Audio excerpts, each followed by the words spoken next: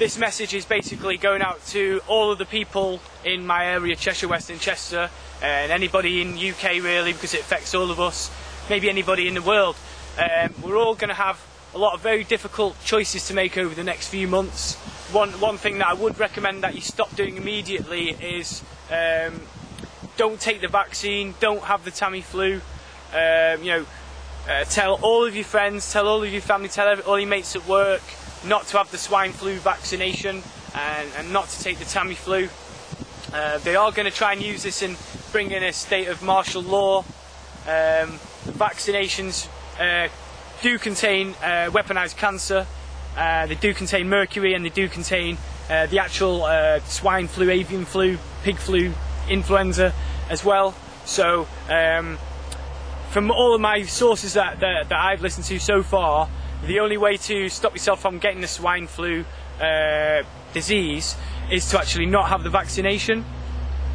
Okay, so that's one of the difficult choices you're going to have to make. Another one is, unfortunately, the economy is collapsing, so you may not have a job in a year's time. And I'll be honest, I don't think that there's any answer in politics. The main three political parties all believe in overpopulation, all believe in the phony war on terror. They all want ID cards, microchips, restriction of movement. Football's great, I love the Premier League, but it's just another distraction. Peter and Jordan, another distraction. Jade Goody, I don't think she's dead, and Jack Tweedy, all of these things. OK Magazine, hello. Go on a diet. They're saying that the credit crunch is good because it'll mean that you're not eating so much and you're gonna have a better figure. This really is like a horror film that we live in every day. There's no escape from it. It's all a game that we don't want to play, or we're being forced to participate in all of these things. The politicians, the royal family, they're painting such a bleak vision of our future over the next few years. They're saying that I believe that they are extreme fundamentalists when they say that we've only got 90 months to save the planet. What they've actually done is they've used, very subtly, they're using the environment. They're saying, well, don't you want to save the planet? Don't you like freedom? Don't you like the trees? Don't you like the birds? And in actual fact, it's a form of eugenics. So I'd like to study a lot about eugenics as well. Another article that backs up my point is everything is good for you is bad for the environment, where it's basically saying that even if we did all move from cars to bicycles, that we would end up living longer and we would end up eating more food. So that's not the way forward either. I think a lot of these eugenicists believe the only way forward is to exterminate the majority of us and repopulate the planet with their own genetic creations. Hello, do you feel like this? So do I. It's not your fault. It's the media, the propaganda, the bullshit, the lies. The other thing I'd like to talk about is the local press. We've got two local newspapers in Northwich. One is the Northwich Guardian and the other is the Mid-Cheshire Chronicle.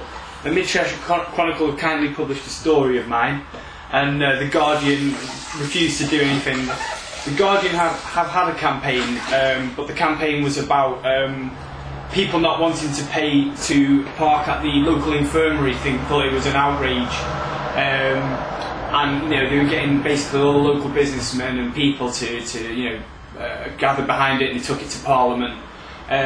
So the way I look at it is that was just a campaign to basically distract everybody, and if you pay to park in a local town car park, why would people be outraged to pay at a hospital? An infirmary, you have to pay at Leighton Hospital.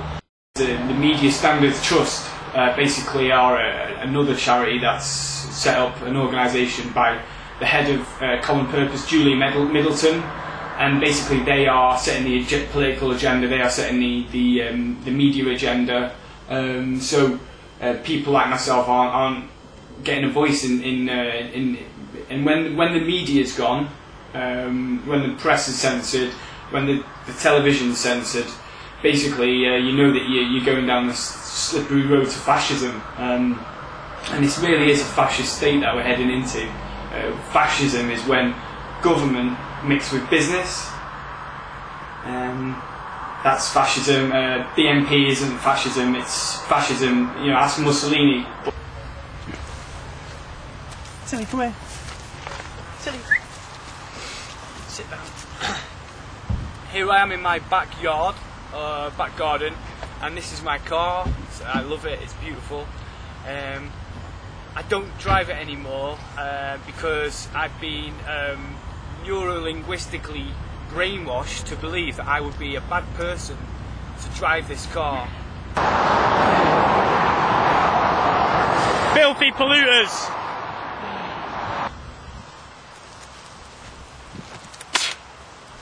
Here's an article in the Times about overpopulation.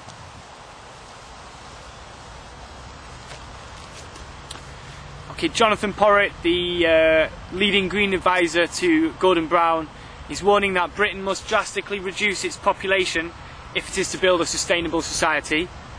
He believes that population growth and economic growth is putting the world under terrible pressure.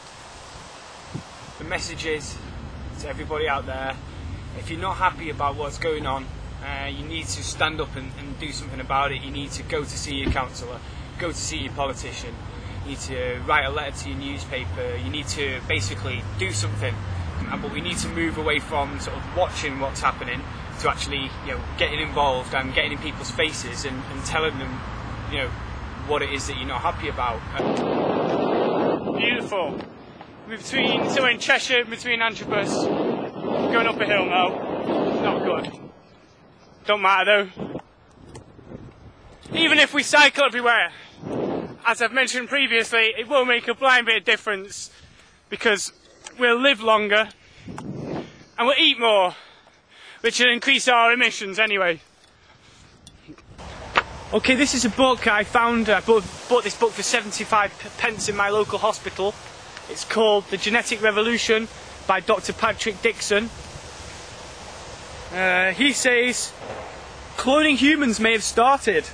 So what are the practicalities of cloning humans? In 1985 I met a scientist in the UK who claimed that he had already cloned a human embryo. Okay, so that's Dr. Patrick Dixon.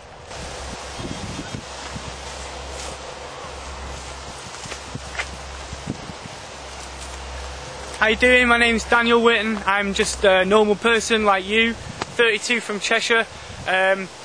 Basically, I've got an opinion on the world, and everyone likes to know people's opinions, right?